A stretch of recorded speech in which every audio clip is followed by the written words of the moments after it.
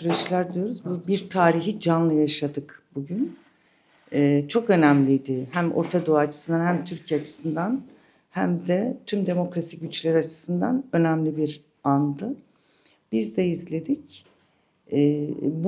Bunun aslında en üst düzeyde temsil edilmesinin, heyetin silahları bırakanların en üst düzeyde olmasının anlamı var. O da şu: en üst düzeyde bu çağrıya, Sayın Öcalan'ın çağrısına verilen karşılığın en üst düzeyde olması önemli.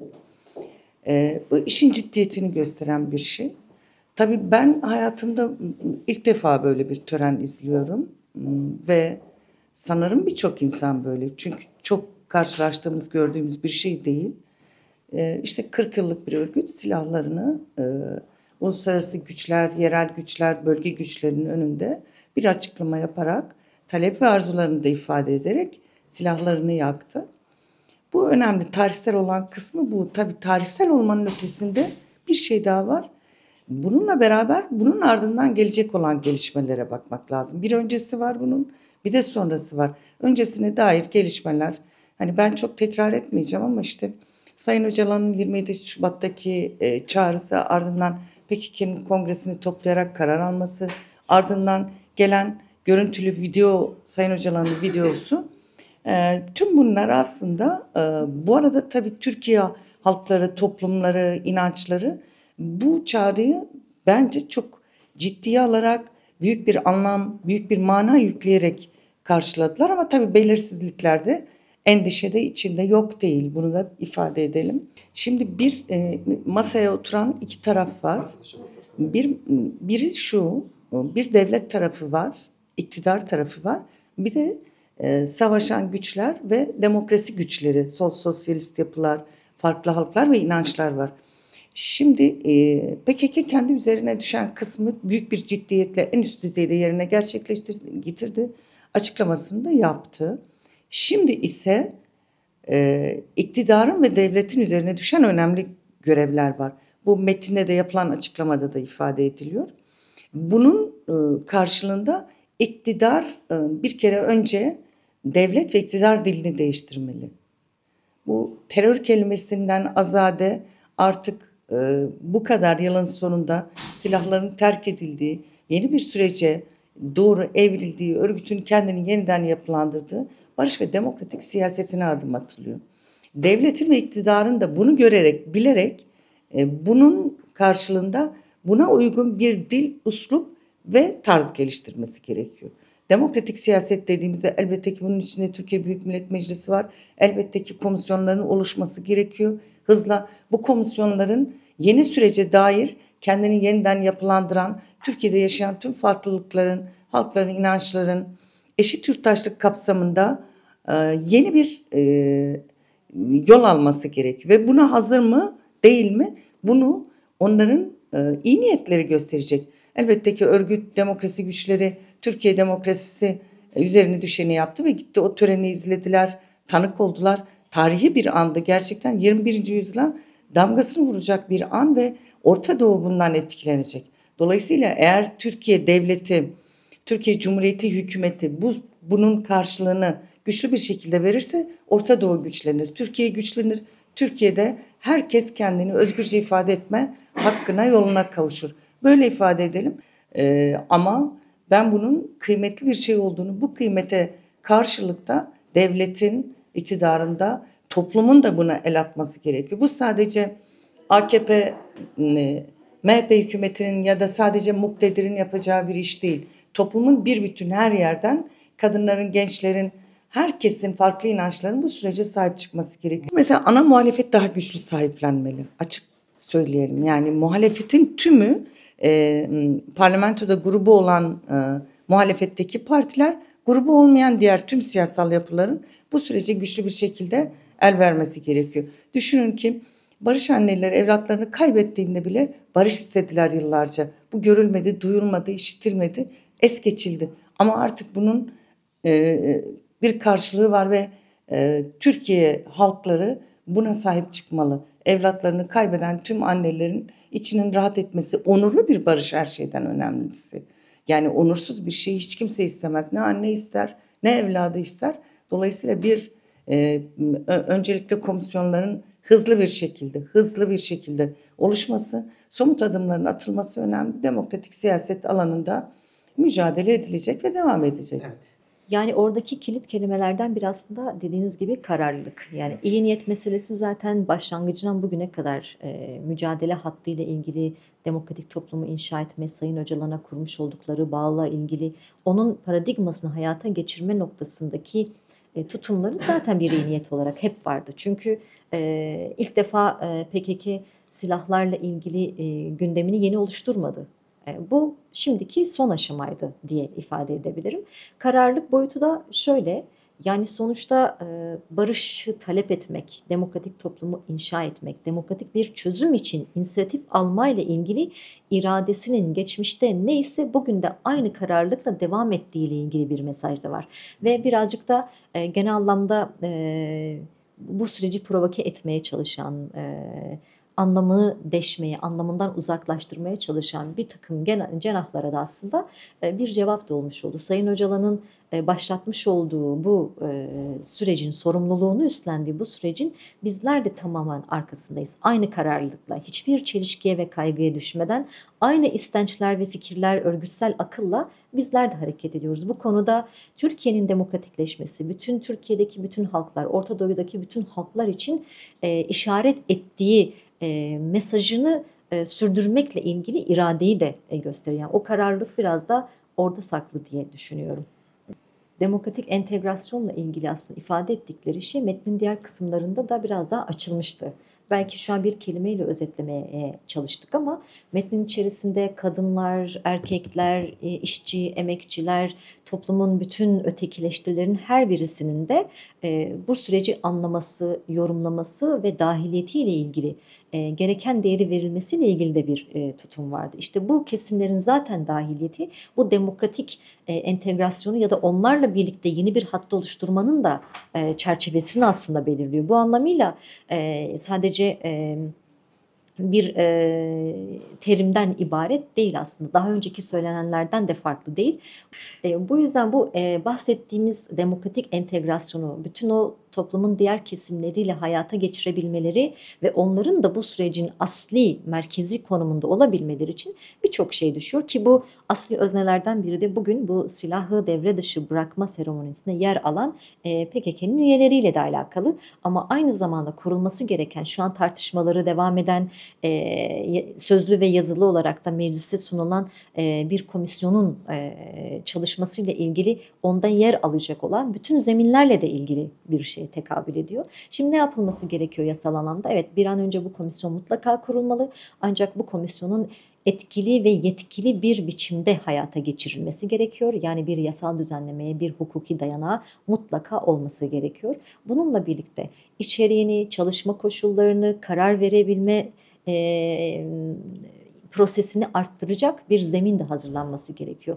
Yani bunu şimdiye kadar meclisin yürütmüş olduğu diğer komisyonlardan farklı değerlendirmek gerekiyor. Çünkü diğer komisyonların şimdiye kadar nasıl çalıştığını hep beraber tanıklık ettik. Yani bu süreç içerisinde aslında biliyoruz ki her zaman toplumsal dinamikler, toplumsal refleksler, toplumsal talepler çok baskılayıcı olabiliyor iktidarlar üzerinde.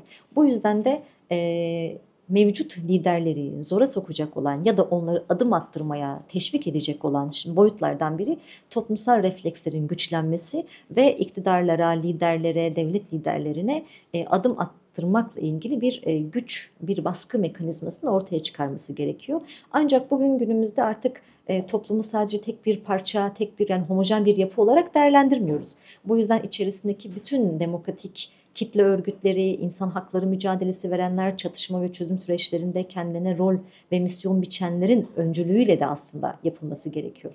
Yani halk zaten aslında bu süreci başından itibaren bugüne kadar sahiplendiğini, Sayın Öcalan'ın çağrısına sahip çıktığını, PKK'nın kararlarını da olumlu değerlendirdiğiyle ilgili hep bir irade beyanı oldu. Ancak hep her defasında bu sürecin başarıya ulaşması elbette ki bütün bu çabalar olumlu olmakla beraber iktidarın adım atmasına da bağlı olduğunu söylediler. Çünkü bir güven ilişkisi, bir güven problemi var ortada. Bu güvenin ortadan kaldırılması için bu güveni inşa etmesi gereken, bu güveni yeniden büyütmesi gereken görev ve sorumluluk devletlerdedir. Türkiye Cumhuriyeti Devleti'ndedir. Ki nitekim Devlet Bahçeli en son yapmış olduğu bir açıklamasında bildiğiniz gibi bu süreç artık devletin yürütmesine gitmek zorunda diyerek aslında Erdoğan'ı doğrudan hani mükellef olduğu görevi yerine getirmeye de çağırdı.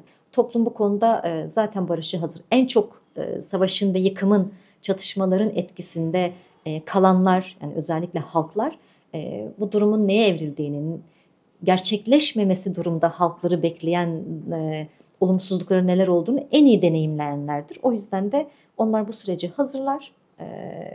Gerisi Türkiye Cumhuriyeti Devleti'nin yapacağı adımlara bağlı diyelim. Özgürlük savaşçıları olarak silah bırakıyoruz dediler. Bu silah bırakma çok önemli. Bu silah bırakmayla aslında 100 yıllık inkar, imha politikaları karşısında verilen silahlı mücadele bu inkar, imha politikalarını aslında boşa çıkardı. Bu çok net görüldü. Nasıl gördük hepimiz? PKK kendi inisiyatifiyle, kendi iradesiyle, politik değerlendirmesiyle, bölgedeki gelişmelerin politik değerlendirmesiyle biz kendi irademizle şimdi mücadeleyi başka bir alana taşıyoruz. Başka bir şekilde mücadelemizi yürüteceğiz diyerek bir açıklama yaptı. Bu çok tarihi bir açıklama. Yani çok uzun yıllardır gerilla mücadelesi veren birçok coğrafyalarda benzer durumlar oluyor. Bugün yaşadığımız ise Orta Doğu coğrafyası açısından gerçekten etkileri çok büyük olacak bir aşama. Tabii bu etkilerinin çok büyük olması yine çağrıda söylendiği gibi kadınlara, gençlere, demokratik toplum isteyenlere, devrimcilere, sosyalistlere, tüm halklara bir çağrı vardı. Bu açıklamamız bizim mücadeleyi dönüştürme açıklaması. Dolayısıyla şimdi demokratik bir toplum için, demokratikleşme için, sosyalizme açılan bir toplumsal yaşam için herkesi mücadeleye çağırdılar.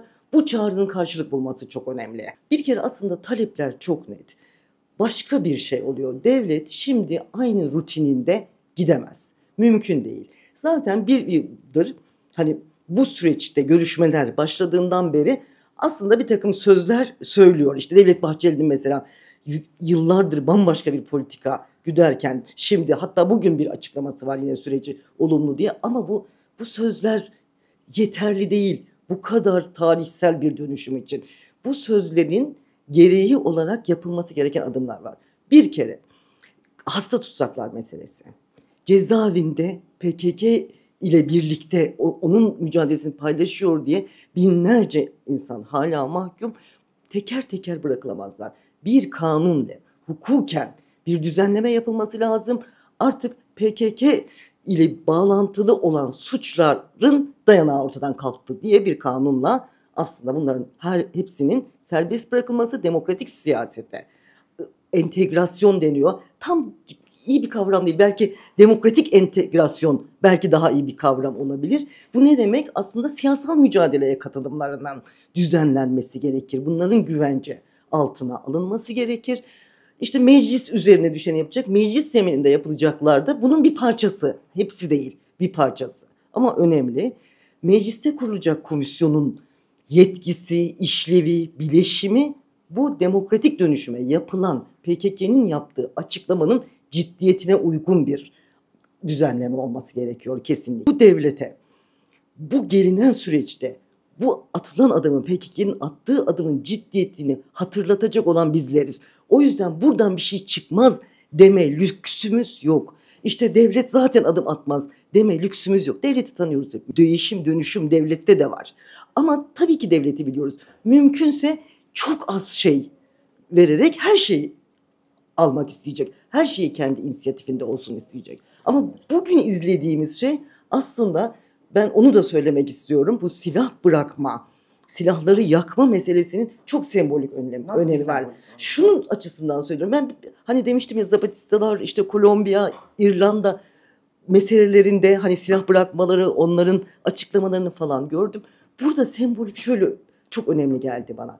Tören silahların yakılması mesela bir yere teslim değil. Silahların yakılması meselesi çok sembolik önemi var. Biz kendi irademizle bu yani silahlı mücadeleye son verdik mesajı. Çok önemliydi. Bütün törenin aslında PKK'nın özgürlük savaşçılarının inisiyatifinde olduğu şeyi vardı. Onlardı yani inisiyatif. Bu çok önemliydi. Bir de hani alana gelip sonra aynı yere gitmeleri, biz aslında bunu yaptık. En önemli şeyi yaptık ama biz bekliyoruz. Evet. Bu karşılık bulacak mı? Bekliyoruz mesajıydı aynı zamanda. Seçilen mağaranın çok önemi var. Yani benim hemen izlediğimde şey yaptım. Bir kere 23 yılında orası bir mücadele alanı olarak, bir sığınak olarak, mücadelenin hazırlandığı yer olarak kuruluyor. Cumhuriyetin kuruluşu. Dolayısıyla bu sorunun Cumhuriyetin kuruluşundan 100 yıldan beri olduğuna bir referans var. İki, İngiliz emperyalizmine karşı bir mücadelenin mekanı olması açısından da aslında metnin içinde de vardı. Bugün diyor ki bu çağrımız karşılık bulsun, biz emperyalistlerin senaryosuyla değil kendi senaryomuzla hayatımızı kuralım diyor. Bu da bana çok önemli geldi. Eşit temsiliyeti aşan bir şey vardı aslında bugün izlediğimiz şeyde. Kadın temsiliyetinin güçlü olduğu mesajı vardı. Şimdi kadınlar ne yapabilir burada? Bu zaten biliyorsunuz bu topraklarda savaş koşullarında işte 80'li yılların sonundan beri kadınlar barışın bir parçası, barış mücadelesinin bir parçası. Şimdi savaş ve kadın bağlamında konuştuğumuzda daha doğrusu mesela bu gerilla, kadınların gerilla olduğu hareketler olmadan önce kadınlar sadece savaşın mağduru, sadece hani birileri tarafından korunması gereken bir kesimmiş gibi davranılıyordu. Ama şimdi hayır, biz mücadelenin de parçasıyız, her türlü mücadelenin de parçasıyız. Mücadelemizi değiştirmek, dönüştürmek konusunda politik bir karar verdiğimizde de bütün bir kararlılığımızla bunu yaparız. Bu bizim gücümüzdür mesajı verildi. Tarihi bir süreçten geçiyoruz. Bir ana hep birlikte tanıklık ettik. Türkiye'nin en büyük, en derin, en köklü sorunu olan Kürt meselesi sorunu. Bugün anladık ki 10 yıllarca 100 yıla yakındır inkar, imha politikalarla çözülmeyeceğini anladık. Ve bunun çözümü demokratik siyasetle ve onurlu bir barıştan geçeceğini bugün bir kez daha gördük. Ve bununla ilgili büyük bir adım atıldı. Biliyoruz ki Türkiye'de, dünyada barış tek taraflı adımlarla olmuyor. Her iki tarafında atacağı somut adımlarla olması gerekiyor. Bugün Sayın Abdullah Öcalan'ın çağrısıyla birlikte başlatılan bir süreç var ve bu süreçte PKK en büyük adımını attı ve silahları bıraktı. Şimdi geriye kalan devletin kendi adımlarını, somut adımlarını atması gerekiyor. Biz bunu söyleyelim, dünyaya örnek olacak bir barış sürecini yaşıyoruz. İlk defa böyle bir barış süreci yaşandı. Her zaman belli bir aşama geçildikten sonra silah bırakılırdı. Ama bu barış sürecinde silah direkt bırakıldı ve çok büyük bir adım oldu. Bu süreçten sonra devlet de kendine düşen sorumluluğu yerine getirmesi lazım. Bu süreç, öncelikle bu süreci yürüten, baş müzakereci olan Sayın Abdullah Öcalan'a umut hakkının tanınması kanaatindeyim. Umut hakkının tanınması gerekmektedir ve sorunların baş müzakereci olarak daha iyi süreci yönetmesi gerekmektedir. Yine onunla birlikte siyasi tutsaklar, hasta tutsaklar, bunların derhal serbest bırakılması lazım. Tahliyelerin önü açılması lazım. Anayasal ortamda düzenlemeler yapması lazım. Öncelikle ana dilde, kimlik ve kültürel olarak eşit yurttaşlık anlamında düzenlemeler yapılması gerekmektedir. İşte biz o yüzden meclisteki komisyonun derhal ivedilikle kurulmasını istiyoruz. Bu mecliste tüm siyasi partilerden milletvekillerinin olmasını, sivil toplumların olmasını istiyoruz. Bu sürecin daha hızlı ilerlemesi için komisyonun ivedilikle kurulması gerekmektedir. Bir barış süreci oluşacaksa, herkesin siyaseten yapması gerekiyorsa gelmeleri gerekiyor artık. Silahlar susmuşsa siyaseten bu olay çözülmeli ve herkes gelip demokratik bir alanda siyaset yapmaları lazım. Bu şekilde çözüm daha hızlı çözülür.